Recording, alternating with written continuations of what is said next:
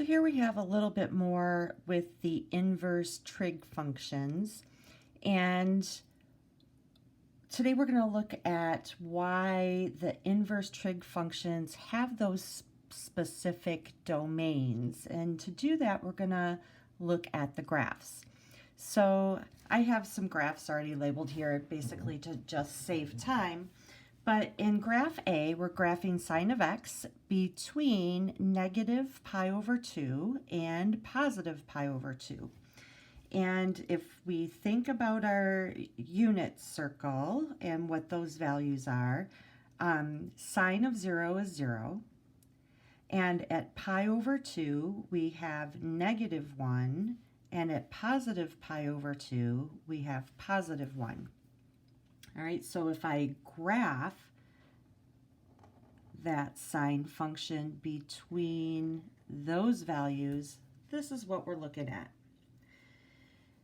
Now, why do we use such a limited amount of the unit circle?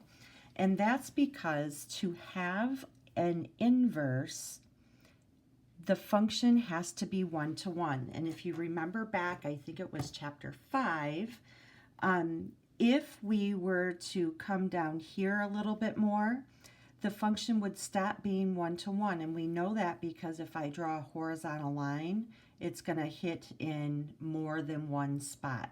So if I continued, so in this section, we have all the y values between -1 and 1 used one time. All right, so I'm just going to make a note of that. Inverses must be 1-to-1.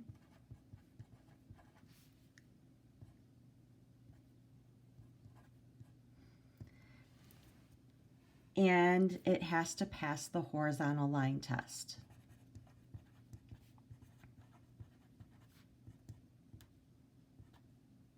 Okay, so the original function has to be 1-to-1, and if we were to have used a different section, like from 1 or from 0 to pi, we would have come up here, we would have come down, and then back up, and then we would have multiple y values, we would have the y value used multiple times. All right, so that's why we're looking at between negative pi over 2 to positive pi over 2. Now, if we are going to graph the inverse, remember the x values, or my domain, becomes my y values. So my y values are the range, so the range now is going to go between negative pi over 2 and positive pi over 2, and my domain comes from the range of the previous function. So this is going to go between -1 and 1.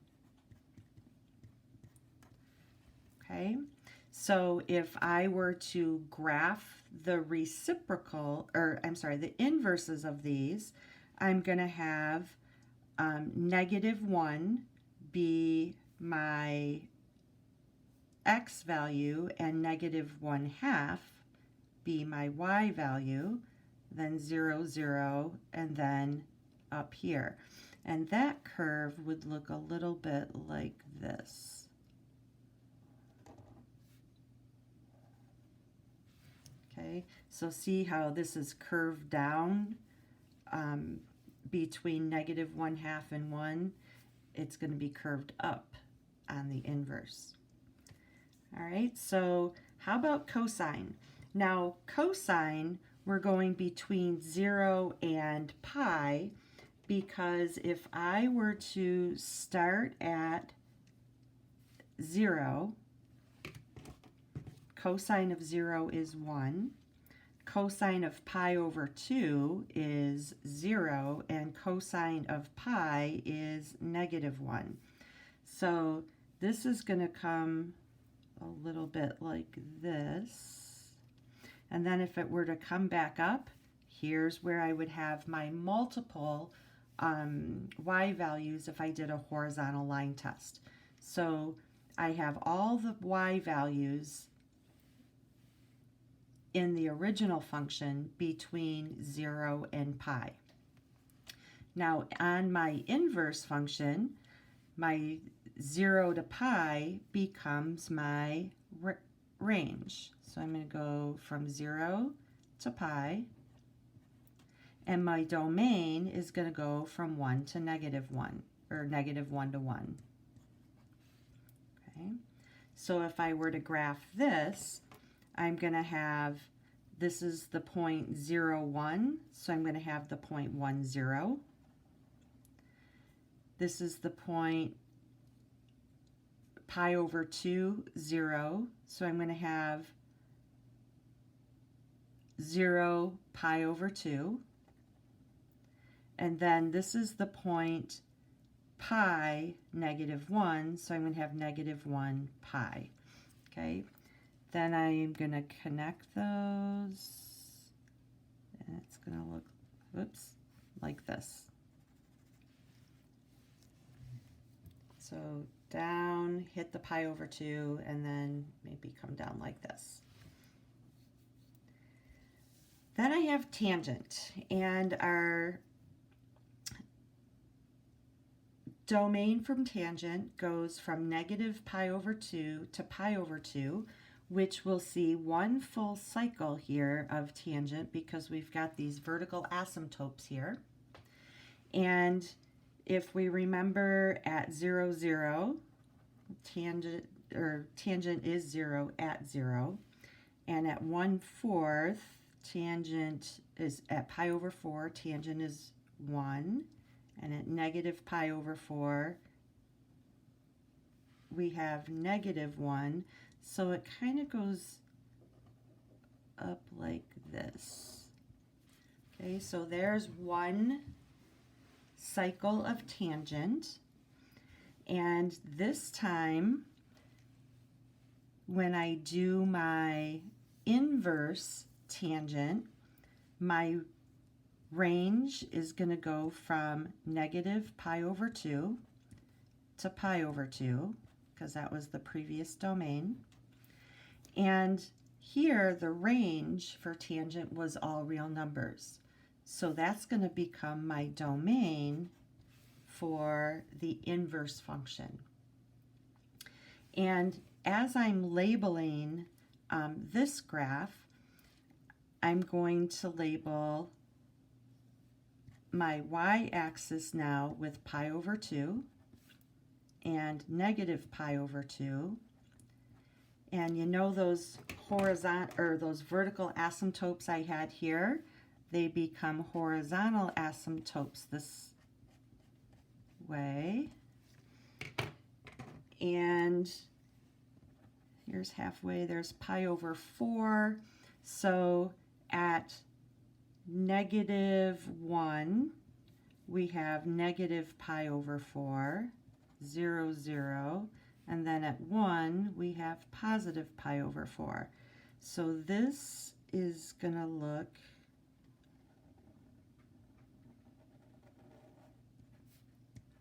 like that.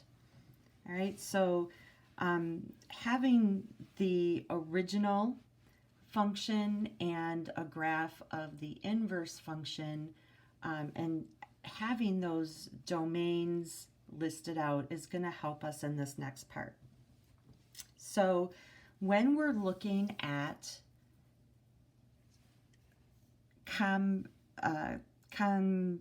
functions, or I can't think of the word, composition of functions, there we go, we're looking at this inside part first.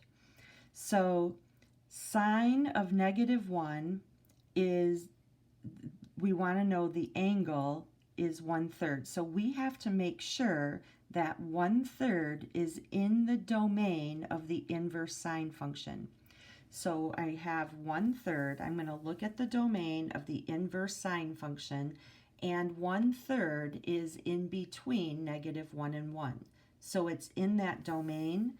So now I can take my sine and my inverse and cancel them out, and my answer is 1/3. All right, so let's look at negative 2/3. So if I go to the inverse cosine function, cosine, negative 2/3 is between negative 1 and 1. So my cosine and inverse cosine will cancel out. And I'm left with negative 2/3. All right, let's look at inverse tangent. We have to check this inverse inside part first. So inverse tangent of 4. So in my domain for inverse tangent, it's a real number. So this will be a solution. So the tan and the inverse tan cancel out. My answer is 4. All right, so the number, that's a number sign, must, or a hashtag as you guys call it, must be in the domain. All right, so we have them here, here, and here. Now if I look at this one, I have inverse cosine of 1.2. So I have a cosine and its inverse, but now let's look at 1.2 in the domain for inverse cosine. Now 1.2 is greater than 1, so this is not in the domain.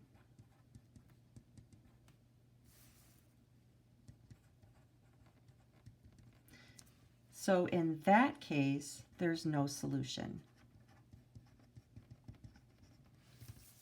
All right, let's check some other ones.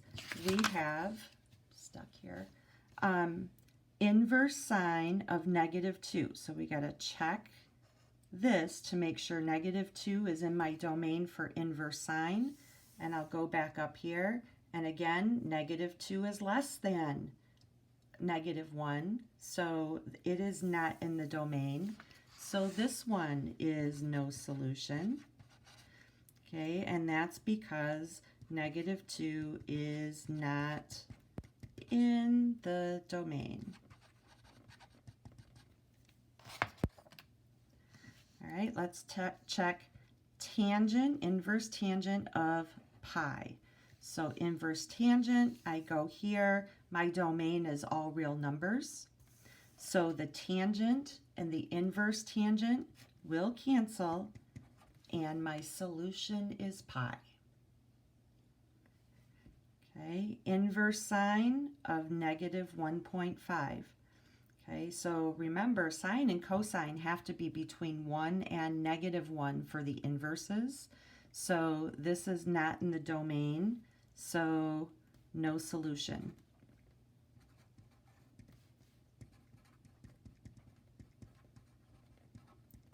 It is right, not in the domain. Last one, inverse tangent of negative 2. Tangent is all real numbers. The tangent and the inverse will cancel, and this would be negative 2. All right, so looking on the next side, we just have all of that written here, where we have our domains listed here for the sine. So if it's inverse sine and then sine, you have to check to make sure that x is in between negative pi over 2 and pi over 2. And then you do the inverse sine. And here you have to make sure x is in the domain of the inverse sine, which is negative 1 to positive 1. So whatever you have nested inside, you have to check that domain first before you can cancel them out. Okay, so sine, cosine, and tangent. I kind of like to think of this maybe a little bit more organized and visual for me, but if you like the inequalities, that is fine as well. Now we're going to find the inverse function of a trig function, and we did that back in chapter 5 as well. And there were basically 6 steps that we needed to follow to do that. So as we go along, I'm going to write those steps here. So first of all, we're going to write the function as y equals. So instead of using f of x, we're going to say that y equals 2 sine y minus 1. I'm sorry, 2 sine x minus 1. I'm getting ahead of myself. Now we're going to flip x and y. All right, so now I'm going to rewrite this as x equals 2 sine y minus 1. And now I'm going to solve for y.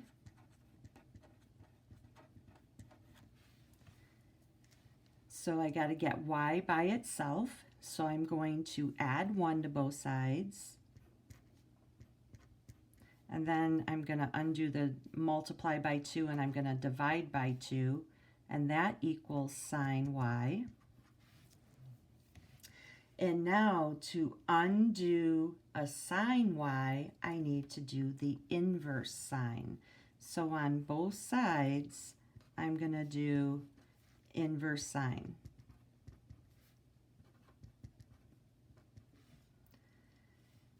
So this is going to cancel with this, and I'm left with y equals inverse sine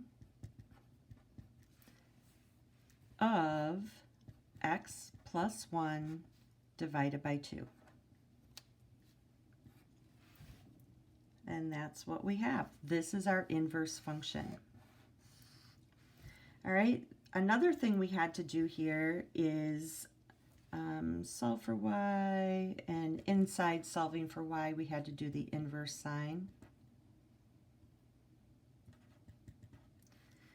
And lastly, we're asked to state the domain of the function and the inverse function.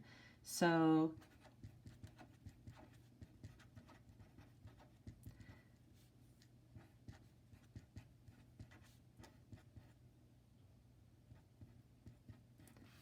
function and inverse function.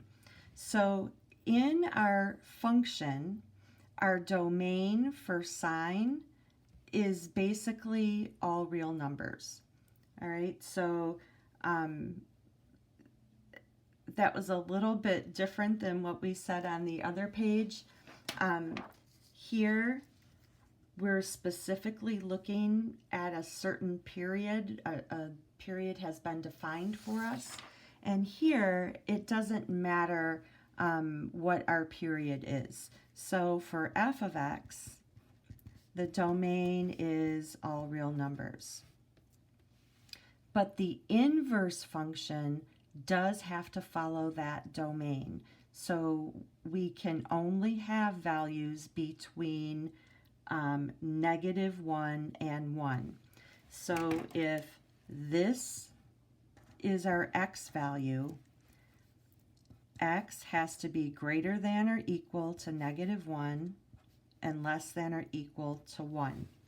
So if I put in x plus 1 divided by 2 instead of x, I'm going to have -1 has to be less than or equal to x plus 1 divided by 2, and that has to be less than or equal to 1. Now I'm going to solve for x, so I can find my domain for x. So I'm going to multiply both sides by 2. I have -2 less than or equal to x less than or equal to 2. Oops, and this is x plus 1 here. And now I'm going to subtract 1 from x on both sides. So -1, and I'm going to have -3 less than or equal to x less than or equal to 1. So this is my domain for my inverse function. All right, so not only can we find an inverse function, we can actually solve equations using inverse trig functions. All right, so if I am solving this equation where I have 3 inverse sine of x equals pi, I'm going to solve this equation for x. That means I want to get x all by itself. So the first thing I'm going to do here is divide by 3. So I have sine inverse sine of x equals pi over 3.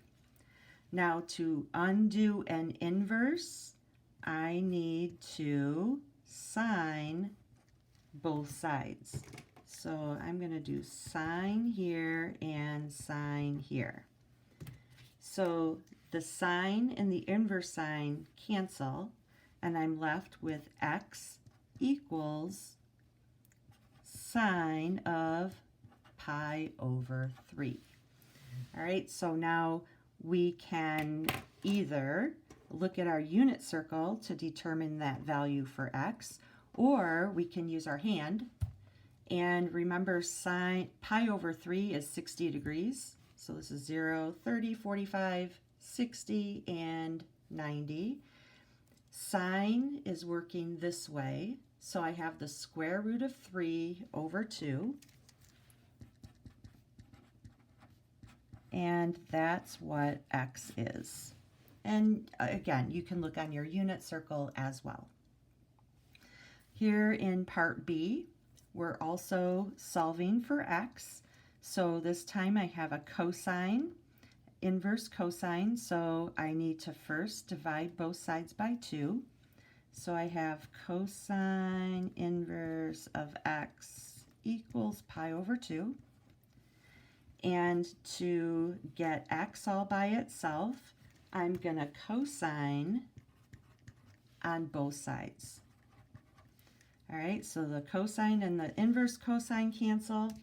So x will equal cosine of pi over 2. Pi over 2 is 90 degrees, and 90 degrees has the point over 0 up 1, and cosine is going to be 0.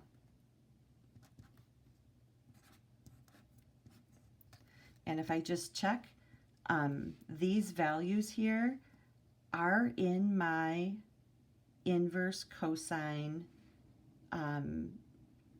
domain. So square root of 3 over 2 is between -1 and 1. 0 is in between -1 and 1. So I hope that we understand a little bit better now where those values come from.